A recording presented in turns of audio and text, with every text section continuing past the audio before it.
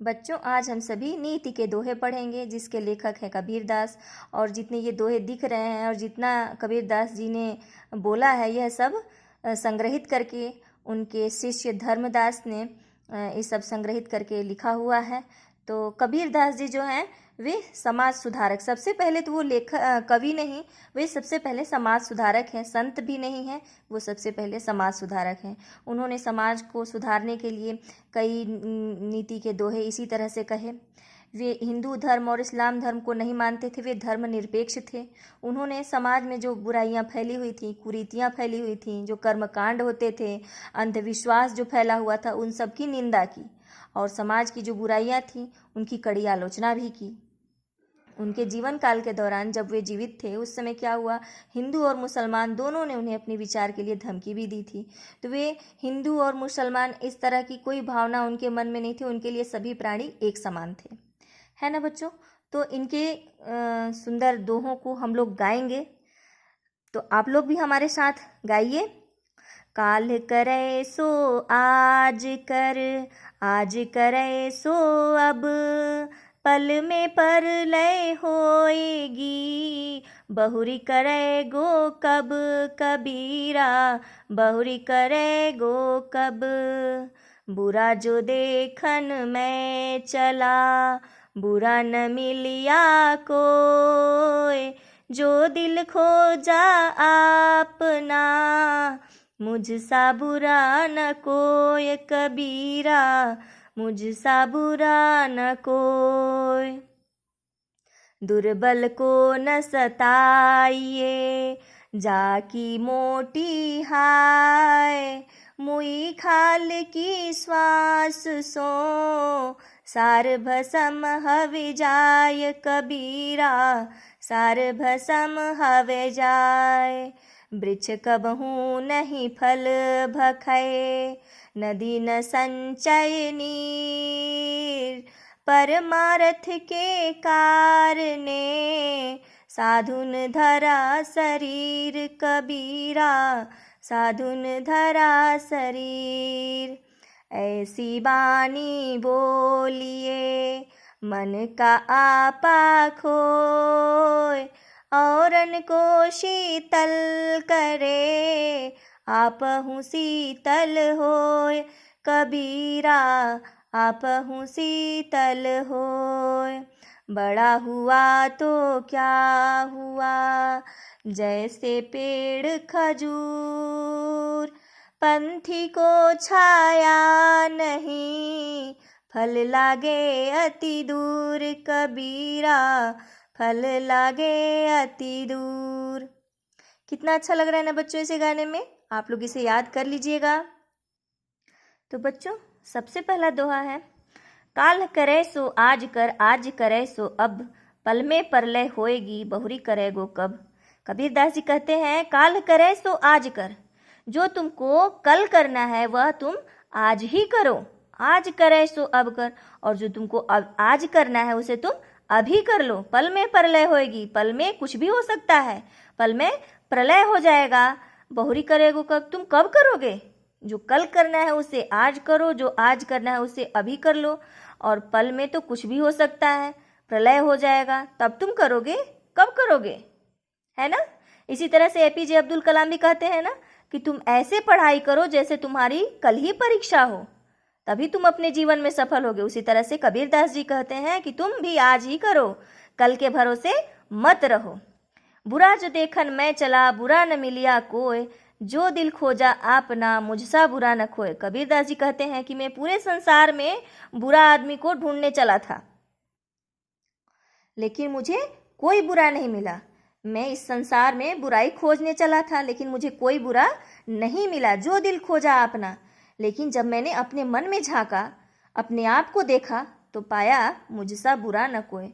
तो मैं जब अपने दिल में देखा और अपने आप को देखा, तो तब मुझे लगा कि मुझसे बुरा कोई नहीं है। तो मुझे, हम लोगों को किसी को बुरा नहीं कहना चाहिए, बुराई नहीं ढूंढनी चाहिए, अपने आप में देखना चाहिए कि हम कितने बुरे हैं, हमारे अंदर कितनी कमियां हैं, तो उसे दूर करने का प्रयास करना चाहिए, न कि दूसरों की बुराइयां झांकनी चाहिए, है ना बच्चों। तो हर दोहे से हमें एक शिक्षा मिलती है।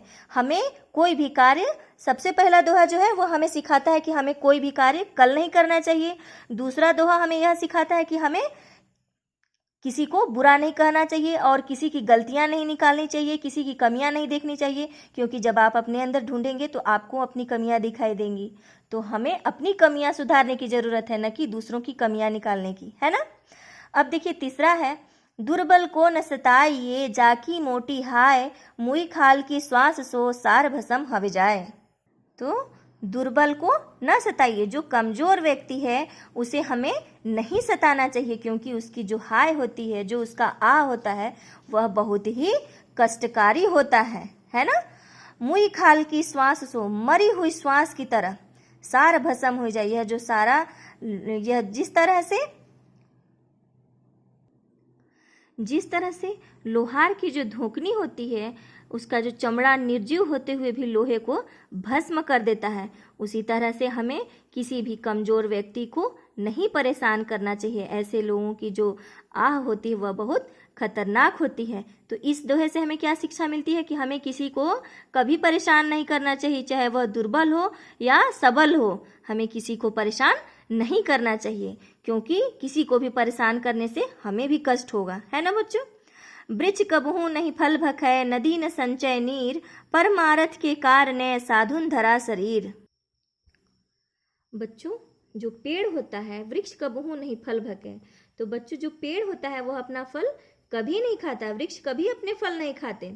नदी न संचय नीर, जो नदी है कभी भी अपने जल को संचित नहीं करती है, इकट्ठा नहीं करती है ना। तो वह क्या है, वह लोक कल्याण के लिए बहती रहती है, अपना जल जो है कभी इकट्ठा नहीं करती। परमारथ के कारण, है ना, परमारथ मतलब परोपकार, कारण मतलब करने के लिए। वह क्यों करती है, परमारथ के कारण के लिए, लोक के कल्याण के लिए। वृक्ष कबहू नहीं फल भके, वृक्ष कभी अपना फल नहीं खाता। नदी न संचय नीर, नदी कभी अपना जल इकट्ठा नहीं रखती। और परमारथ के कारण, यह सब किसके लिए, लोक कल्याण के लिए, लोगों के कल्याण के लिए। साधुन धरा शरीर, जिस तरह से एक सच्चा साधु अपने सुख दुख कष्टों की चिंता नहीं करके दूसरों के लिए अपने शरीर मन आत्मा से कल्याण का भाव रखता है ना बच्चों। तो हमें दूसरों के परोपकार के लिए अपना ख्याल नहीं रखना चाहिए, अपना ध्यान नहीं रखना चाहिए कि हमें कष्ट होगा, लेकिन दूसरों को कष्ट न हो। लोक कल्याण की भावना हमें अपने मन में सदा रखनी चाहिए, है ना। ऐसी बानी बोलिए मन का आपा खोए, औरन को शीतल करे आपहु शीतल होए। तो बच्चों हमें कैसी बाणी बोलनी चाहिए, मीठी बाणी बोलनी चाहिए। तो कबीरदास जी भी कहते हैं कि ऐसी बाणी बोलिए कि मन का जो आपा है वह खो जाए। हमें ऐसी बाणी बोलनी चाहिए, ऐसा वचन बोलना चाहिए कि मन का जो घमंड है वह दूर हो जाए। औरन को शीतल करे, दूसरों को भी खुशी मिले, शीतलता प्रदान करे, है ना।